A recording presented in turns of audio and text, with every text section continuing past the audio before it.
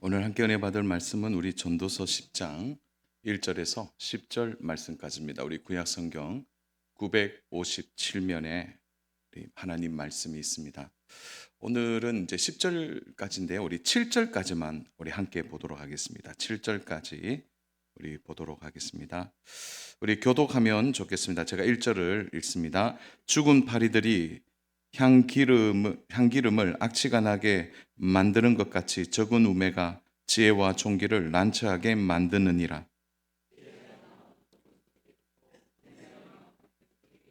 우매한 자는 길을 갈 때에도 지혜가 부족하여 각 사람에게 자기가 우매함을 말하느니라.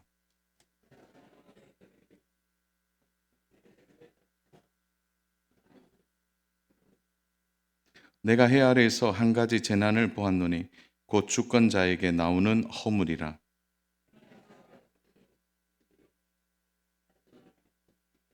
우리 같이 봅니다. 또 내가 보았노니 종들은 말을 타고 고관들은 종들처럼 땅에 걸어 다니는도다. 아멘. 9장, 10장, 11장, 12장으로 넘어가 보면 이제 전도자의 어떻게 보면 그의 노년에서 나오는 가장 큰 경험들이 잘 소개되고 있습니다. 그가 젊은 시절에 지혜를 찾아 다녔고 그 지혜의 핵심이 무엇인지를 젊은 날에 깨닫기를 원해서 그가 쾌락도 즐거움도 그리고 그 지혜의 끝이 무엇인지를 알려고 예를 썼다가 이제 9장, 10장, 11장으로 넘어가면서 그의 노년에 크게 알게 되었던 참된 지혜가 무엇인지를 그는 소개하고 있는 것이죠. 자, 오늘은 이제 10장에서 우매자와 지혜자의 대비가 나오면서 우리는 우매에서 벗어나야 한다라고 전도자가 말하고 있는 것을 보게 됩니다.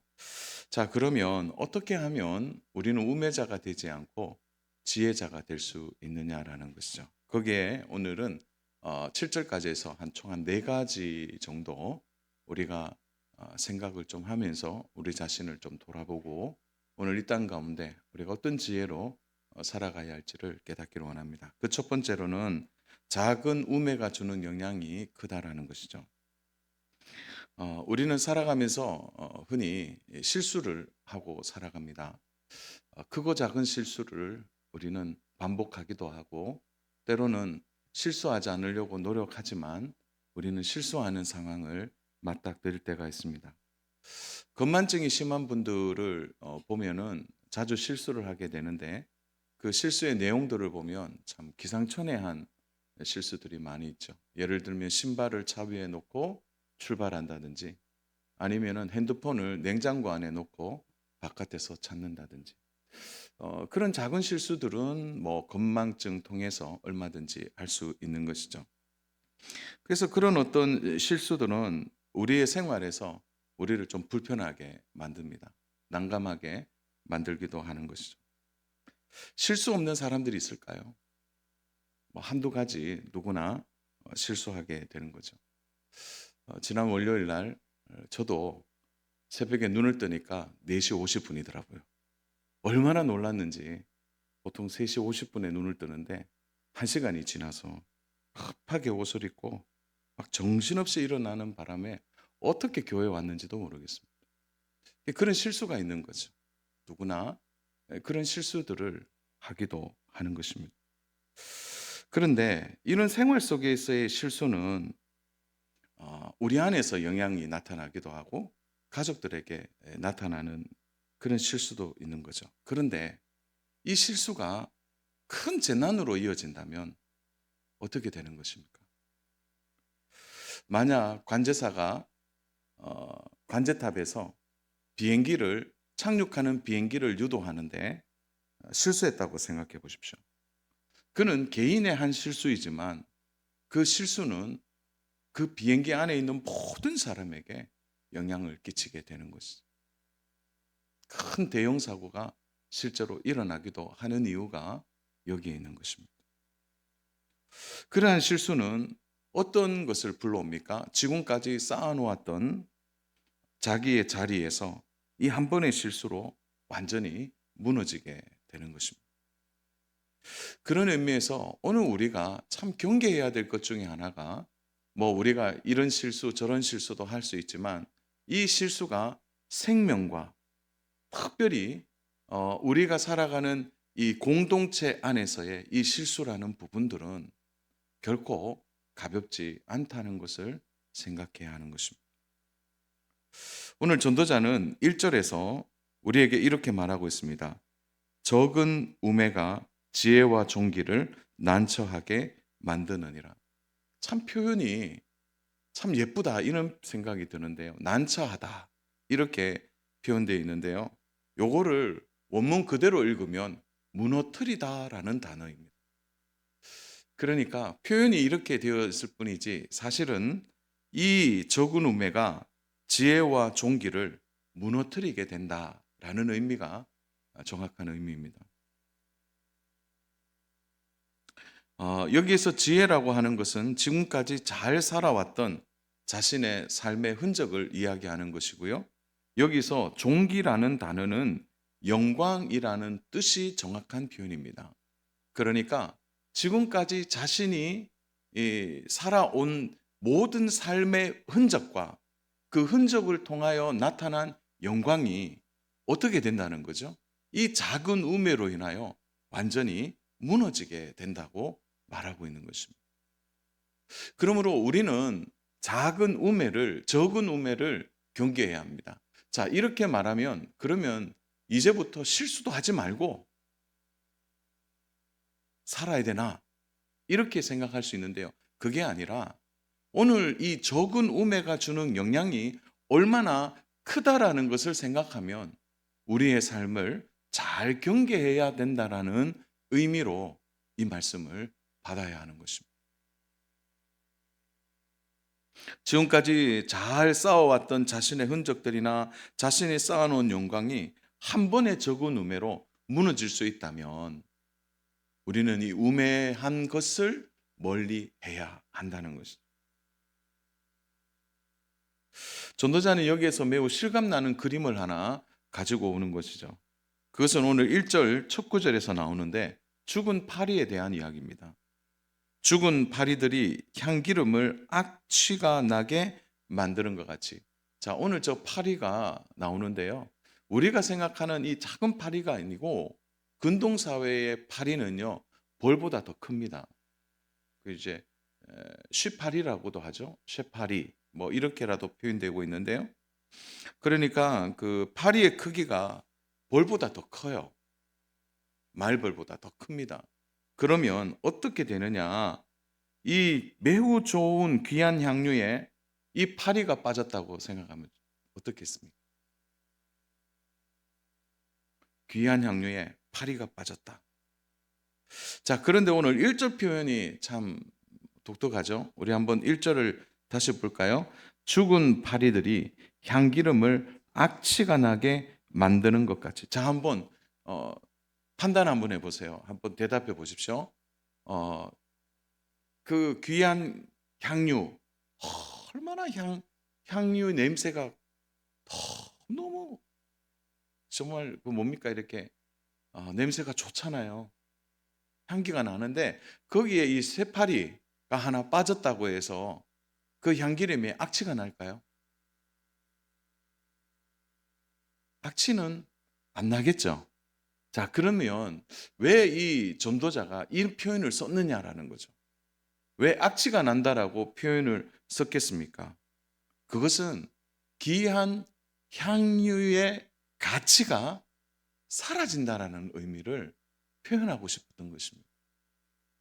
그러니까 이 죽은 파리가 들어가서 이 파리들이 들어가서 향기름이 완전히 악취로 바뀌는 게 아니라 그 죽은 파리로 인하여서 그 귀한 향유의 가치가 더 이상 가치롭게 쓰일 수 없다라는 것을 말해주는 것입니다. 우리가 하나님을 믿고 하나님을 신뢰하고 하나님을 사랑하는 믿음의 성도들이 어느 날 다가온 이 우매함, 다시 말해서 하나님과 반대된 길을 가고 하나님이 우리에게 말씀하시는 그 참된 믿음이 주는 두려움에서 벗어나서 자기의 뜻대로 살아가고 자기의 생각과 자기의 주관대로 살아가는 그 우매가 주는 가장 큰 문제는 우리의 가치를 완전히 떨어뜨린다.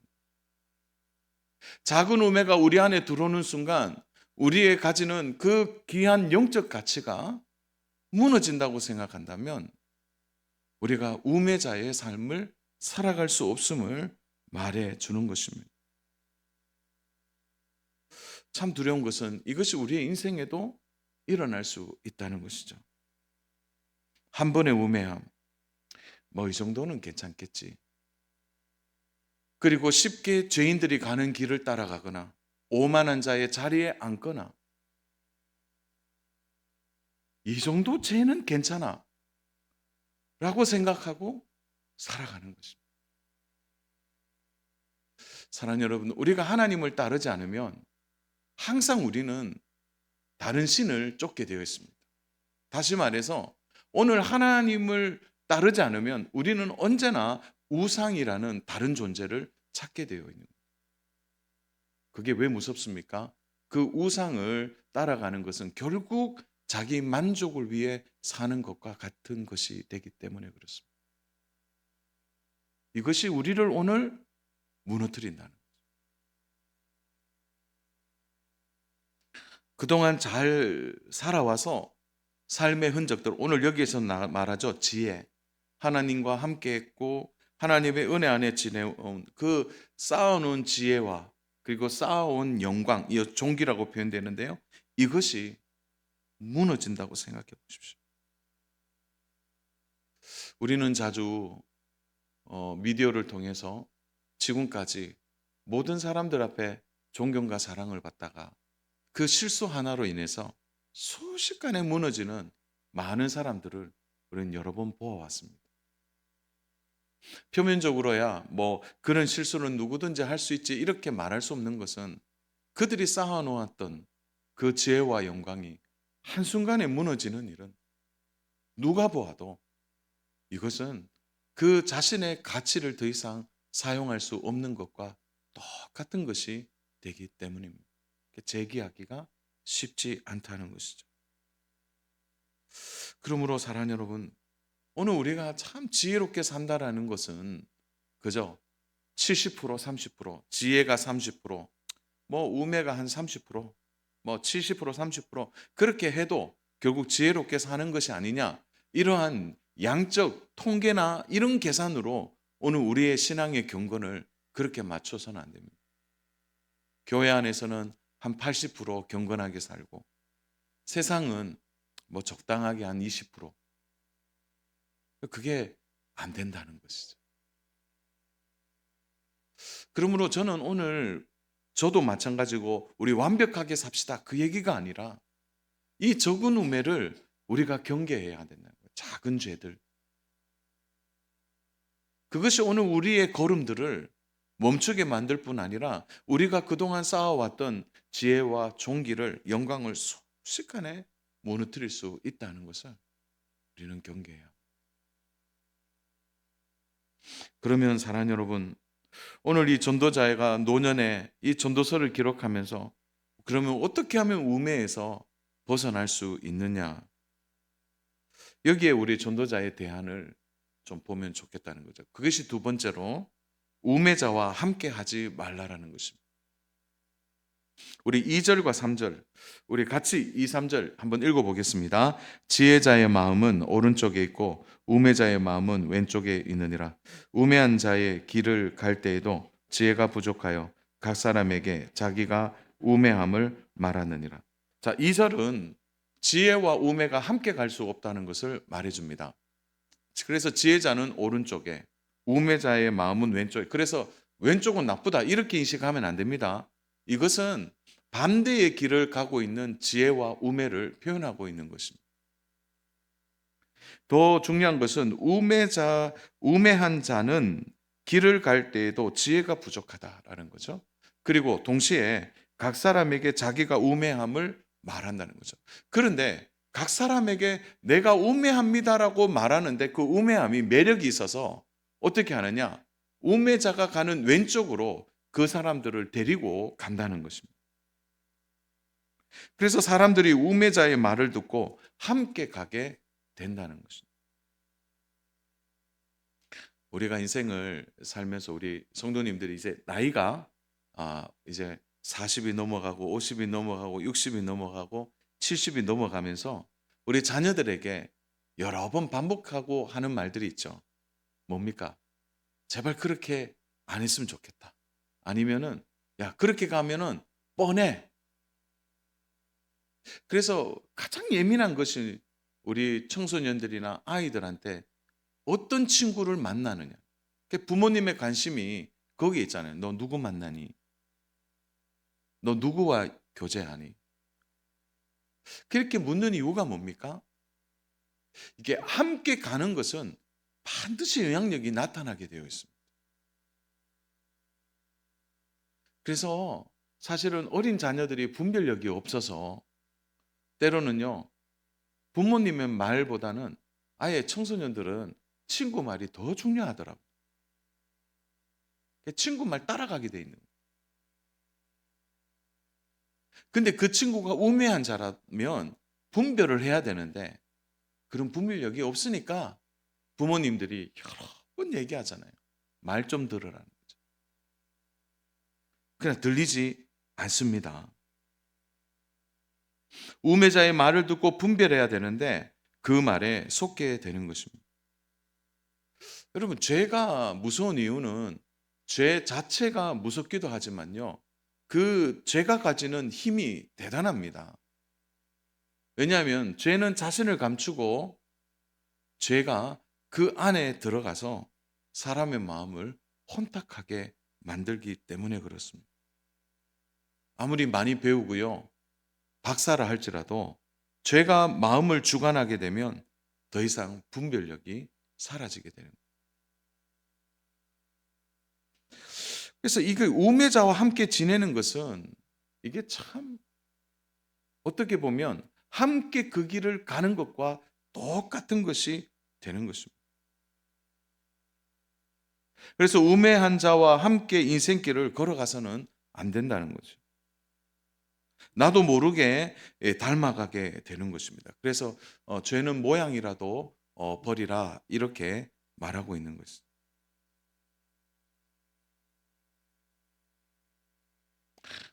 우리는 가끔 그런 이야기를 세상 사람들한테 듣기도 합니다.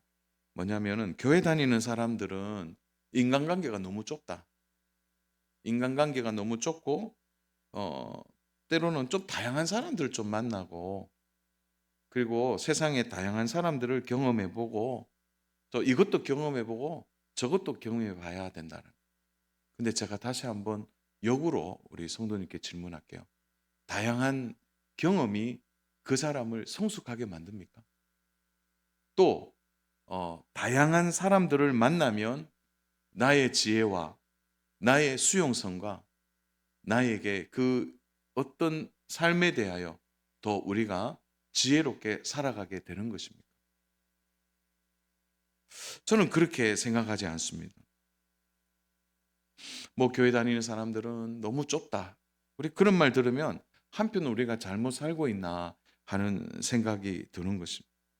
물론 말은 맞아요. 다양한 사람도 만나고 다양한 경험도 해야 되고 다양한 사람들과 교제하는 것도 중요하죠. 말은 맞는데 잘못하면요. 그 다양함이 죄와 함께 묻어 나온다면 어떻게 하시겠습니까? 그 다양한 경험들이 다 좋은 것은 아니라는 거예요. 우리는 그래서 분별해야 합니다. 그래서 만남을 위해 기도하는 것이고 참된 만남 안에 죄가 있는지 그리고 그 사람들에게 우리가 영향을 주고받을 때 혹시 내가 죄 가운데 너무 많이 노출이 되어 있다면 그것은 빨리 그 우매자가 가는 왼쪽에서 나와야 하는 것입니다. 그래서 작은 만남에도 기도해야 되고요. 작은 일에도 기도해야 되고요. 작은 모임에도 하나님께 지혜를 구해야 되는 것입니다. 왜냐하면 우매한 자는 자기가 우매하지만 그 우매한 말을 통하여 죄가 그 안에 역사하게 될 때 그것이 우매한지도 모르고 많은 사람들이 거기와 따라가서 함께 갈 수 있기 때문에 그런 것입니다. 그래서 우리가 해야 될 것은 우매자라는 이들과 함께 하지 않는 것이 중요한 것입니다. 그래서 시인이 시편의 1편에서 복 있는 사람을 이야기할 때 죄인, 악인, 그리고 교만한 자에 대해서 함께 하지 않기를 바라고 있는 것입니다. 사랑 여러분, 오늘 우리가 다양한 인간관계 속에서 혹 여러분들이 교제하고 있는 사람들 중에 여러분에게 선한 영향력보다 여러분에게 나쁜 영향력을 끼친다든지 왠지 그 사람과 함께 있을 때 죄에 더 많이 노출되어 된다면 우리는 과감하게 그 만남에 대하여 정리해야 할 것입니다. 어느 순간 내가 그곳에 함께 따라가고 있는지도 모르다가 어떻게 되겠습니까? 죽은 파리가 그 귀한 향유에 빠져서 나의 가치를 완전히 상실하게 만든다면 오늘 우리는 만남 속에서 다시 한번 우매와 지혜를 분별해야 할 것입니다.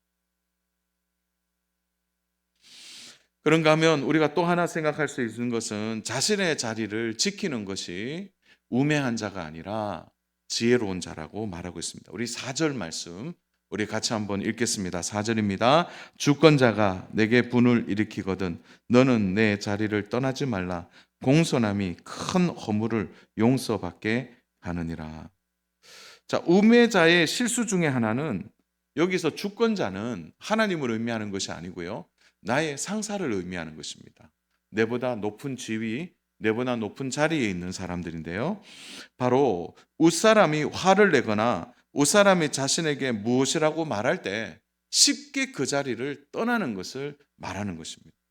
그래서 현대인의 성경은 굉장히 쉽게 이 부분을 풀어놨더라고요. 우리 현대인의 성경에서 우리 같이 한번 읽어볼까요? 웃사람이 너에게 화를 내어도 너는 사표를 제출하지 말아라. 아무 말 없이 가만히 있으면 큰 잘못도 용서받을 수 있다. 현대인의 성경은 이렇게 풀어놓고 있더라고요. 왕이나 상사나 내보다 높은 자리에 있는 사람들이 화를 내고 또 분을 내었을 때 우리는 그 자리를 떠나지 말라는 거죠. 근데 우매자는 어떻게 한다는 거죠? 그렇게 화를 내고 분을 낼 때 그 자리를 떠난다는 거죠. 이것은 당시의 주권자에게 지혜자는 어떻게 대해야 하는지를 말해주는 것과 같은 것입니다. 왜냐하면 우매자들이 그 자리를 떠나면 뭐 갈등 관계도 없고 그 자리 떠나면은 뭐 자유롭다 이렇게 생각할 수 있는데요. 우리 생각을 조금만 근동사회로 한번 돌아가 보겠습니다.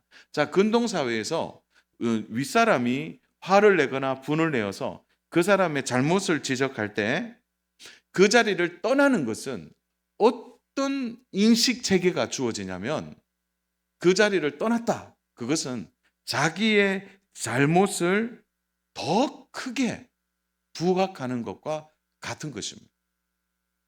그래서 당시에 이 주권자들이 그렇게 이야기할 때 지혜자는 그 자리를 떠나지 않고 엎드리는 거죠. 엎드린다는 표현은 뭘까요? 그 자리에서 납작 엎드릴 때 바로 용서받을 수 있는 기회를 얻게 되는 거예요.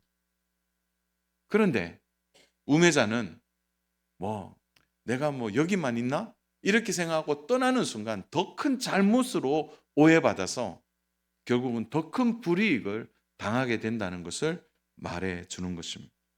그래서 우매자의 이런 태도를 취하지 말라라고 말하고 있는 것입니다. 자, 그러면 우리는 여기에서 웃사람이 화를 내는 두 가지의 의미를 좀 생각할 수 있는데요. 하나는 내가 잘못해서 웃사람이 화를 내는 경우입니다. 자, 이때 내가 잘못은 했어요. 그러나 잘못 자체로 우매한 자가 되는 것은 아닙니다. 더 중요한 것은 그 잘못을 통하여 지혜자와 우매자의 차이를 만들어내게 되는데요. 우매자는 사표를 내고 그 자리를 떠납니다. 그러나 지혜자는 자신의 잘못을 인정하고 가만히 그곳에 서 있는 것입니다. 여기서 공손함이 큰 의무를 용서받게 된다는데 요 공손함이라는 표현이 있죠. 요것의 정확한 원문의 번역은 침묵입니다. 침묵입니다. 그래서 진짜 공손함은요, 말하지 않는 것 같아요. 그래서 윗사람들이 주권자들이 무엇인가를 얘기했을 때 자기가 잘못을 인정하는 것의 최고의 지혜는 침묵하는 것입니다. 그것이 바로 주권자들, 그 위에 있는 사람들이 받아들일 때는 공손한 표현으로 받을 수 있다는 거예요. 그게 지혜자의 태도가 되어야 한다는 거죠. 이렇게 가만히 침묵하게 될 때 주권자들은 큰 분노가 가라앉게 되는 것입니다. 그래 변명하거나 회피하지 말고 그 자리를 지키고 책임을 다하는 것입니다. 그러므로 지혜자는 그 자리를 떠나지 않는 것입니다. 사랑하는 여러분, 이 말씀은 오늘 우리들에게도 지혜를 준다고 생각합니다. 오늘 우리의 일터에서 물론 뭐 우리가 실수해서 때로는 이런 일들을 당하기도 하죠. 그럴 때 우리가 잘못을 인정하는 것은 지혜입니다. 또 우리의 부족함을 깨닫는 것도 지혜입니다. 그리고 더 큰 지혜는 그들 앞에서 우리가 잠잠히 공손히 침묵하는 것입니다. 사랑하는 여러분, 우리가 하나님 앞에서 죄를 짓고 때로는 하나님 앞에서 원망하고 불평할 때 하나님 우리에게 바라시는 것은 그 자리를 떠나지 않는 것입니다. 그리고 그 자리에서 오히려 자기의 잘못을 인정하고 엎드릴 때 하나님의 큰 용서가 있지 않습니까? 그래서 지혜자는 그 자리를 떠나지 않지만 우매자는 그 자리를 떠나게 되는 것입니다. 또 하나는 이제 이런 거죠. 웃사람이 잘못한 경우입니다. 이때는 진짜 억울하죠. 웃사람 자기가 잘못 해놔놓고 자기가 화를 내고 자기가 오히려 막 우리를 공격하는 거예요. 그럴 때 그 책임 앞에서 우리는 도망하거나 피하지 말아야 한다는 것을 똑같이 우리들에게 주고 있습니다. 저에게 참 울림이 되었던 그 직장 선교의 한 그 성기는 그 이제 원목사님이죠. 목사님이 사목이라고 얘기하는데요. 그 이런 메시지를 저는 책에서 한번 읽어본 적이 있는데요. 참 감동이 되었습니다. 그 내용은 이래요. 직장에서 부당한 일을 당하고 윗사람의 잘못을 보면서 마음이 힘들고 어려울 때 기독 직장인들은 어떻게 해야 하느냐라는 거죠. 그 부당한 것을 보고 자기에게 부당하게 일을 시키고 때로는 윗사람의 잘못이 자기에게도 영향이 끼칠 때 그 자리를 떠나는 것이 맞는 것인가?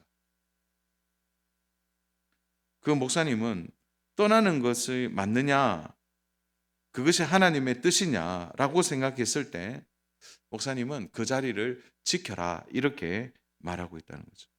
그리고 자신의 권한 안에서 책임을 다하는 것이 하나님의 뜻이라고 말하고 있습니다. 이렇게 이야기하는 데는 매우 중요한 한 가지를 이야기하고 있죠. 왜냐하면 처음에는 그 자리를 지키는 것이 힘들었는데 이제 시간이 지나면 언젠가 자신이 그 자리에 서게 되었을 때 자신은 그렇게 하지 않고 그 죄가 이어지지 않도록 문화를 바꾸어내는 것이 하나님의 문화 명령이라고 말한다는 거죠. 그런데 문제는 자기가 그때 그 일들을 당하면서 자기가 힘드니까 그 자리를 떠나게 되면 누가 그 자리에 앉을 것이냐라는 거예요. 다음에. 그러면 변화는 회사에서 일어나지 않는다는 것입니다. 윗사람이 우매자라면 내가 떠나는 것으로 모든 것이 해결되는 것이 아니라 그 부당함 속에서도 믿음을 지키고 내가 있는 자리에서 최선을 다해서 그 자리를 지키다가 시간이 지나서 내가 그 자리에 올라가게 되면 나는 그러한 일을 하지 않는 것이 하나님의 뜻이요 회사에 보낸 하나님의 사명이라는 것을 그 목사님은 그렇게 말하고 있는 것입니다. 정말 공감되는 부분이라고 생각합니다. 그럼과 동시에 우매자와 함께 동행하는 것은 매우 조심해야 된다는 거죠. 왜요? 죄는 전염이 되기 때문에 그렇습니다. 사랑 여러분, 우리가 살아가는 회사에도 그런 일들이 있습니다.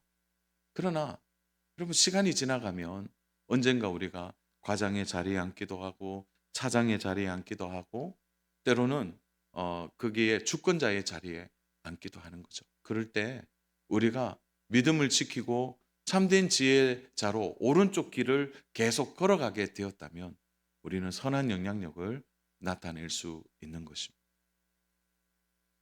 그것이 바로 우리의 자리를 지켜야 할 사명이 된다는 것입니다. 동시에 우리는 믿어야 합니다. 결국 모든 시간이 지나면 결국 우리의 믿음이, 우리의 참됨이, 그 진상이 반드시 드러나게 되기 때문에 그렇습니다. 사랑하는 여러분, 진짜 지혜자는 이걸 믿습니다. 시간이 지나면 진실이 드러나고 거짓과 우매는 반드시 심판을 받게 된다는 것입니다. 그러므로 바로 공손한 이 태도, 공손함이 큰 허물을 용서받게 된다. 바로 침묵하건, 그리고 이 지혜에 참된 것으로 기다릴 때 바로 우리에게 이런 지혜를 통해서 우리가 그 자리에서 선한 영향력을 나타내게 된다는 것이죠. 사랑하는 여러분, 문제는 지금까지는 작은 우매에 대해서 이야기를 했습니다. 자, 이 작은 우매를 통해서 우리는 이렇게 그들과 함께 하지 않고 또 우리는 끝까지 자리를 지키면서 지혜자의 삶을 살아가는 거죠. 그런데 그것과 비교할 수 없는 큰 우매자를 우리가 만날 때 우리는 어떻게 해야 합니까? 여기서 말하는 큰 우매자는 바로 지도자를 의미하는 거죠. 나라의 가장 큰 지도자나 왕이나 또한 가장 큰 사람들을 만날 때 어떻게 하는 것입니까? 그것이 오늘 이제 결론의 말씀이기도 한데요. 네 번째로 주권자가 우매자로 재난이 올 때입니다. 이건 어떻게 해야 될까요? 우리 5절부터 7절인데요. 우리 5절, 6절, 7절 세 절을 우리 같이 한번 읽겠습니다. 내가 해 아래에서 한 가지 재난을 보았노니 곧 주권자에게서 나오는 허물이라. 우매한 자가 크게 높은 지위들을 얻고 부자들이 낮은 지위에 앉는도다. 또 내가 보았노니 종들은 말을 타고 고관들은 종들처럼 땅에 걸어 다니는도다. 자, 주권자가 우매자로 잘못된 판단과 허물로 인하여 재난이 오는 경우입니다. 이 주권자는요, 왜 우매합니까? 자기의 권력이 누구에게서 나오는지를 전혀 알지 못하는 것입니다. 자신의 권력이 자신에게 나온다고 생각하는 순간 그는 우매자가 되는 것입니다. 바로 자신의 위에 주권자가 있다는 것을 알지 못할 때 그는 타락하게 되고 그는 결국 무질서하고 그가 악한 마음으로 탐욕을 부릴 때 심각한 재난이 나라와 때로는 민족에게 온다는 것입니다. 자, 이런 자들이 바로 주권자가 될 때 큰 재난이 오는 것입니다. 전쟁과 기근과 환란과 도처에 도적대가 들끓게 되는 것입니다. 이렇게 될 때 사회의 모든 질서가 무너집니다. 우리 6절을 한번 볼까요? 6절에 보면 우매한 자가 크게 높은 지위들을 얻고 부자들이 낮은 지위에 앉는도라. 여기서 부자라는 표현이 나오는데요. 여기서 부자라는 표현은 부정적인 단어가 아니에요. 돈 많은 사람 그런 의미가 아니고요. 해석상에는 어떤가요? 우매자에 반대되는 개념입니다. 바로 지혜자를 의미합니다. 그러니까 이 사회 질서가 잘못된 거예요. 우매한 자가 높은 지위를 얻고 그리고 지혜자들이 낮은 지위를 얻게. 이게 역기능이죠. 사회가 역질서로 흘러가는 것을 얘기하고요. 7절에도 보니까 종들은 말을 타고 고관들은 종들처럼 땅에 걸어. 이것도 역기능이죠. 그러니까 사회의 모든 기능이 정상적으로 움직여지지 않는다는 거. 누구 때문에요? 큰 주권자 때문이라는.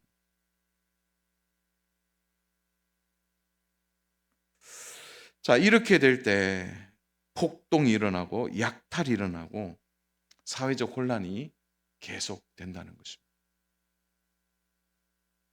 이것은 모든 사람에게 영향이 가는 것입니다. 그러므로 사랑하는 여러분, 오늘 전도자가 이러한 큰 우매자, 이 주권자를 만났을 때 우리가 어떻게 해야 하는지, 지혜자는 어떻게 해야 하는지를 우리는 생각해야 합니다. 그것은 바로 그들을 위하여 기도하는 일입니다. 우리가 위정자를 위해 기도하는 이유가 여기에 있는 것입니다. 사람들은 말합니다. 하나님이 왜 그런 지도자를 세웠느냐? 하나님이 왜 그런 악한 지도자를 세워서 이렇게 고생하게 만드느냐는 거죠. 여러분, 우리는 이 말에 어떻게 반응해야 합니까? 우리는 다 하나님의 뜻을 알 수 없습니다. 우리가 그렇게 세우신 하나님의 뜻을, 하나님의 지혜를, 하나님의 경영을 우리가 어떻게 판단한다는 말입니까? 오히려 우리는 알 수 있는 일은 하나이죠. 그것은 그 지도자를 위해 계속 기도하고 그 우매자를 하나님이 세우셨다면 패하시는 분도 하나님이시기 때문에 우리는 하나님의 주권을 믿고 그 지도자를 위하여 계속해서 기도해야 합니다. 동시에 우리는 그런 우매자가 지도자가 되지 않도록 우리는 깨어 기도하고 깨어 그들을 위하여 간구하는 일을 우리는 놓치지 말아야 합니다. 한 가지 확실한 것은 지도자는 하나님이 세우시기도 하고 패하시기도 하는 것입니다. 그래서 우리가 지도자를 위해 기도해야 될 이유가 여기에 있는 것입니다. 하나님의 주권을 믿는 것입니다. 그러므로 하나님을 두려워하는 지도자가 세워져서 모든 사람에게 이러한 재난이 일어나지 않도록 우리가 계속해서 참된 지도자, 하나님을 두려워하는 지도자가 세워질 수 있도록 기도하는 일이 바로 우매에서 벗어난 지혜를 가진 지혜자의 간구가 되어야 하는 것입니다. 사랑하는 여러분, 우리가 지도자들 위해 정말 기도해야 합니다. 말씀을 정리하겠습니다. 사랑하는 여러분, 오늘 많은 사람들이 우매자를 따라 우매의 길로 가고 있습니다. 때로는 자기의 작은 실수가 큰 재난으로 이어지기도 하고 하나님을 떠나서 자기의 지혜로 살아가는 것이 지혜라고 생각하지만 결국 그 우매의 길은 멀어지고 그 우매의 길에서 넘어지게 되는 것입니다. 그러므로 우리는 절대 우매자와 함께 걸어가서는 안 됩니다. 그리고 우리는 하나님이 주신 그 자리에서 끝까지 그 자리를 지키고 공손함으로 윗사람을 대하고 그러므로 하나님이 언젠가 세우시는 그 자리에서 하나님의 선한 영향력을, 특별히 하나님이 나의 주권자 되심을 인정하고 그 자리에서 우리가 참된 지혜로 살아가게 될 때 바로 그 참된 지혜 안에 있는 많은 사람들이 선한 영향력을 받게 된다는 것을 우리는 기억해야 합니다. 그리고 우리는 큰 지도자들을 위해 기도해야 합니다. 오직 하나님을 두려워하고 하나님의 말씀을 따르는 자들이 지도자가 될 수 있도록 그들을 위하여 기도해야 할 것입니다. 사랑하는 여러분, 우매자의 길은 축복과 반대된 길을 갑니다.